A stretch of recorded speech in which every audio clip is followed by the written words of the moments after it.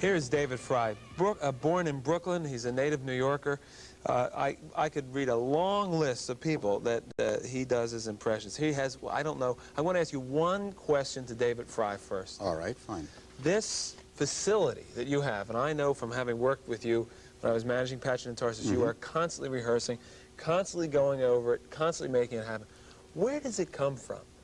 Well, it comes from your gut, it's really. A feeling? It's not in the throat? It's in the stomach more? No, well, I guess, that's funny. Originally, I guess it's, when I say the gut, it takes a lot of fight to try to do them as well as you can do them, because you can throw them away, you can try to, as I do, try to become the people. When I say become the people, try to be as close to the people, try to get as much out of them. And of course, when you're doing a multitude of people that I do, it really takes a lot of work. But of course, as you say, it's in the vocal cords. It's control of the vocal cords. Basically, that's what it is. And the other thing, did you ever meet Richard Nixon?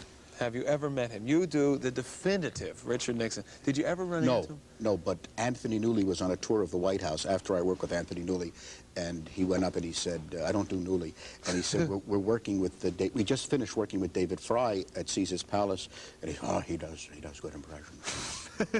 Whether he was thrilled about that or not, but that's what he said. Well, look, this is I mean, it's a real boon for you. When I think of political impressionists, I think of you, I think of Rich Little. There are one or two people who do it, and you are brilliant at what you do. I think you're brilliant. Now, what about, in this political year, some of the offbeat people, right? Well, I was just thinking, Bill, if, let's say, for instance, with all the people running, if some people that aren't running, and we should have some alternate candidates maybe this year. I think so. If Kirk Douglas, for instance, ran for the presidency, what that might look like, if Kirk Douglas was speaking to the voters. Well, I just want to say that if nominated, I will run. If elected, I will serve. And if insulted, I will kill. Or George C. Scott. George C. Scott. Think of George C. Scott running for the presidency. Any man who does not vote for me will be sentenced to watch all of Ronald Reagan's movies, beginning with Bedtime for Bonzo. That is a sentence there. I guess it was Bonzo. That was his big movie. Or Tom Snyder. Tom Snyder. Running talk show host in the White House, right? Talk show host in the White House. Only here on the Bill Boggs Show. Tom Snyder. This is Tom Snyder, and I just want to say this, if I can. Please excuse me, voters. You know, if I said something, and, you know, we all say things that, you know, perhaps we shouldn't have said at the moment, and if I did, I really apologize. Please vote for me. I don't know why. But you never can tell. All right, but what about some of the actual people who are in the political arena who, like, for example, I have never heard an impression or seen an impression of Mondale. We were just talking about Mondale with the political cartoonists. He's tough to draw. He's tough to draw. Is that right? Is Mondale tough to... Well, he is tough to do, but I've been working on him. I'd like to do it for you.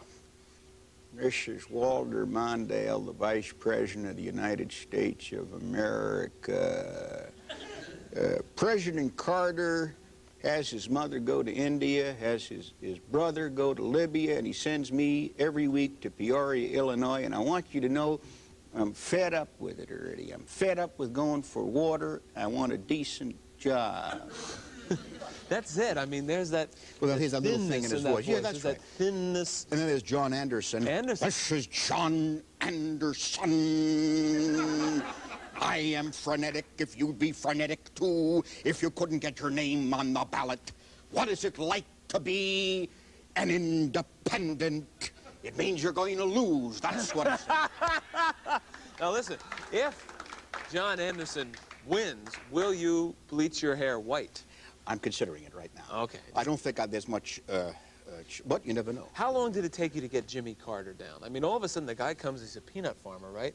Then he's running, and then he's president, and all the impressionists have to how long does it take to absorb? Well, he's the kind of impressionist that almost any comedian can do, because he's relatively easy. Nixon, the voice is hard, it's abstract.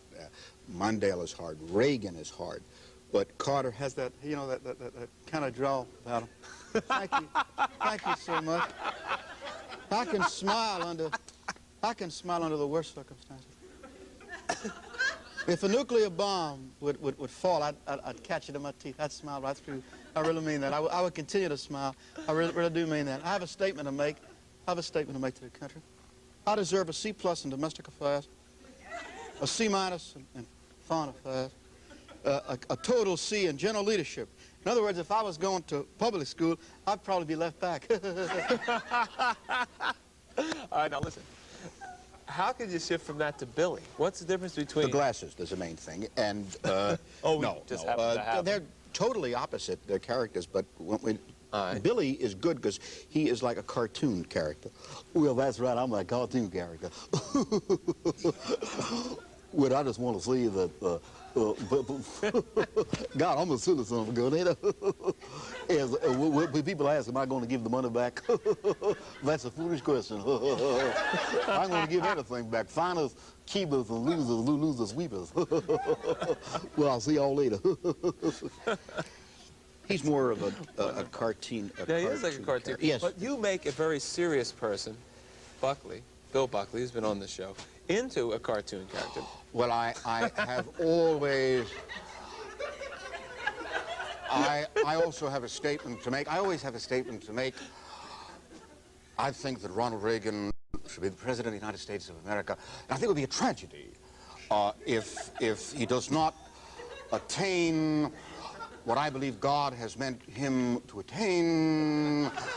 I think Ronald Reagan should be president because he's young, experienced, full of energy, and absolutely brilliant. And if you believe that, then you believe I'm a Zen Buddhist.